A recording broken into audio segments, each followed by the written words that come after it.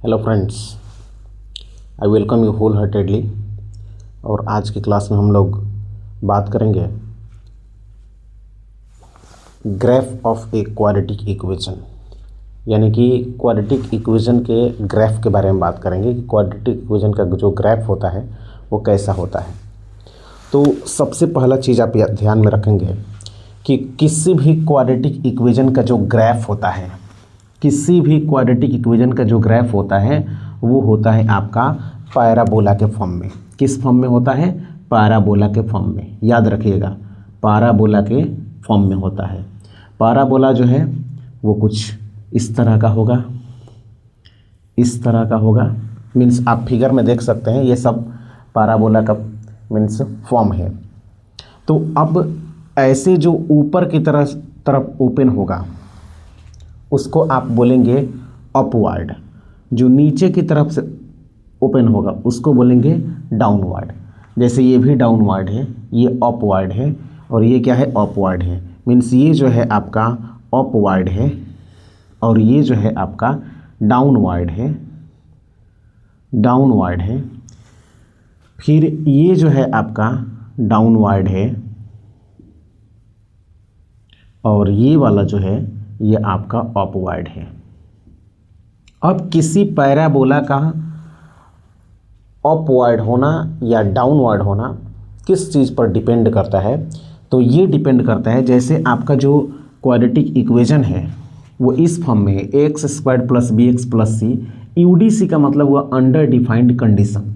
Means एक quadratic equation होने के लिए जितने भी कंडीशंस हैं वो सारे कंडीशंस अप्लाई होंगे। ठीक है, तो ये जो आपका a x squared plus b x plus c, ये जो आपका क्वाड्रेटिक इक्वेशन का जो फॉर्म है, स्टैंडर्ड फॉर्म है ये। तो अगर if A is greater than zero, अगर ए का वैल्यू जीरो से बड़ा होगा तो आपका पैराबोला जो है वो ऊपर की तरफ होगा, मीन्स अपवर्ड होगा। दूसरा condition, if A is less than zero, तो यहाँ पे आपका पैराबोला जो है वो डाउनवर्ड होगा। क्लियर? ये किसके वैल्यू पर डिपेंड करता है? पैराबोला का ऊपर या नीचे होना, मीन्स ऊपर की तरफ होना या नीचे की तरफ होना, मीन्स अपवर्ड होना या डाउनवर्ड होना। ये सारा चीज़ जो है वो एक्स स्क्वायर्ड का जो कोएफिशिएंट ए है उस पर डिपेंड करता है।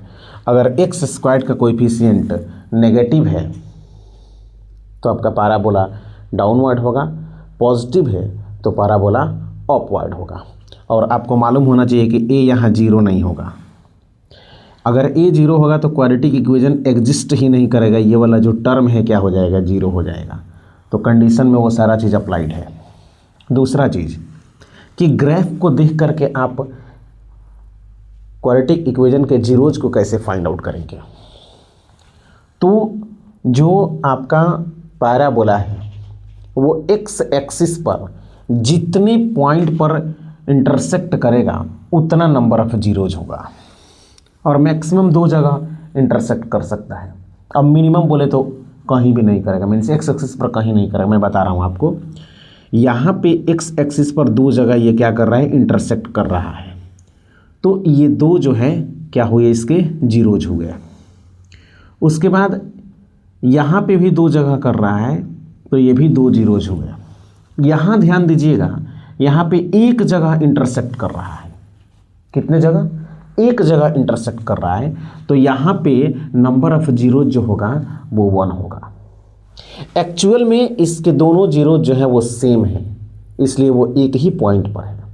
ठीक है, तो इसमें क्या होता है कि एक आपका क्वाड्रेटिक पोलिनोमियल होता है, क्वाड्रेटिक पोलिनोमियल, और एक होता है क्वाड्रेटिक इक्वेशन। ध्यान से समझिएगा इसको, क्वाड्रेटिक इक्वेशन। अब इसमें क्या होता है कि जब आप किसी क्वाड्रेटिक पोलिनोमियल में इक्वलिटी को होल्ड कराते हैं, means is equal to zero लिखते हैं, तो ये क्वाड्रेटिक इक्वेशन हो जाएगा। तो क्वाड्रेटिक इक्वेशन के रूट्स, इसके जो रूट्स होंगे और इसके जो जीरोज होंगे जो जीरोज होंगे, ये वैल्यू के मामले में दोनों जो हैं वो क्या होते हैं, सेम होते हैं। बट अगर नंबर काउंट करें कि कितने रूट्स होंगे और कितने जीरोज होंगे, तो जब दोनों जीरोज सेम होंगे तो उसको एक जीरो काउंट करते हैं, और उसी क्वाड्रेटिक पोलिनोमियल के को जब आप इक्वेशन ट्रीट करके और उसमें x का जो वैल्यू निकालेंगे, मीन्स जो रूट्स निकालेंगे, तो वहाँ पे जो रूट्स होंगे वो इस पोलिनोमियल के जीरोज के इक्वल होंगे। बट सेम पोलिनोमियल को अगर आप क्वाड्रेटिक इक्वेशन ट्रीट करके रूट्स निकालते हैं तो दोनों जीरोज सेम होंगे, तो वहाँ पे दो रूट्स होंगे। दोनों जीरो जब सेम होंगे तो उसको बोलेंगे दो रूट्स, और 0 1 मीन्स जीरोज की बात करेंगे तो एक ही होगा। जैसे ये है, ये किसी क्वाड्रेटिक पोलिनोमियल का क्या है, एक क्वाड्रेटिक पोलिनोमियल का ये एक मीन्स ग्राफ है जो पैराबोला के फॉर्म में है, तो यहाँ पे नंबर ऑफ जीरो एक होगा।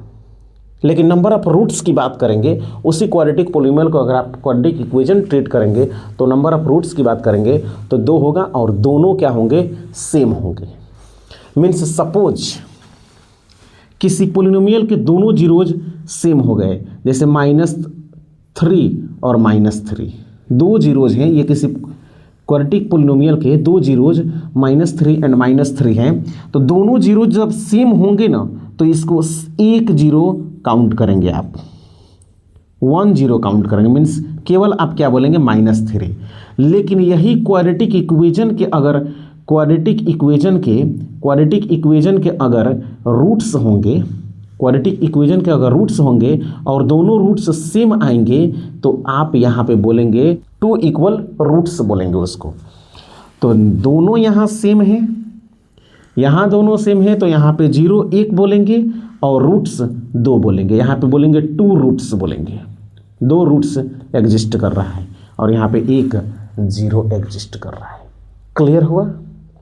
तो ये रहा आपका नंबर ऑफ जीरोज, मीन्स कैसे आप काउंट करते हैं ग्राफ को देख करके, और जो क्वाड्रेटिक इक्वेशन का ग्राफ होता है वो कैसा होता है। Thank you, thanks a lot from the core of my heart for watching this video.